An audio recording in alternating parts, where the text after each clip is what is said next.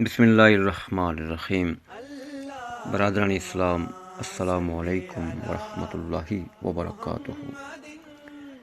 ایک مرتبہ حضور نبی اکرم صلی اللہ علیہ وآلہ وسلم کی خدمت میں کچھ غلام اور باندیاں آئیں تو حضرت علی کرم اللہ وجہ الکریم نے حضرت فاطمہ سلام اللہ علیہا کو مشورہ دیا کہ اس موقع پر آپ حضور اکرم کی خدمت میں جا کر ایک خادمہ کا مطالبہ کرو جو تمہاری گھریلو ضروریات میں تمہارے ساتھ تعاون کر سکے۔ چنانچہ حضرت فاطمہ اسی غرض سے حضور نبی کریم صلی اللہ علیہ وآلہ وسلم کی خدمت میں حاضر ہوئیں۔ اس وقت آپ کی خدمت میں کچھ لوگ حاضر تھے، اس لیے حضرت فاطمہ واپس آ گئیں۔ بعد میں حضور اکرم صلی اللہ علیہ وآلہ وسلم حضرت فاطمہ کے گھر تشریف لائے تو اس وقت حضرت علی بھی موجود تھے۔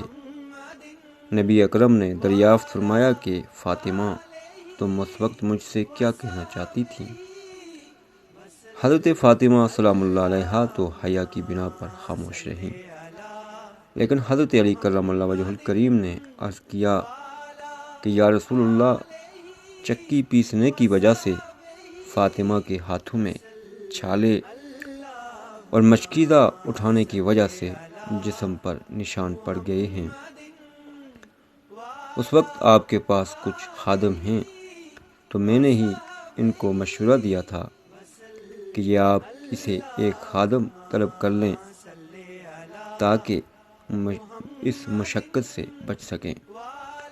حضور نبی کریم صلی اللہ علیہ وآلہ وسلم نے یہ سن کر فرمایا کہ اے فاطمہ، کیا تمہیں ایک ایسی چیز نہ بتا دوں جو تمہارے لیے خادم سے بہتر ہے؟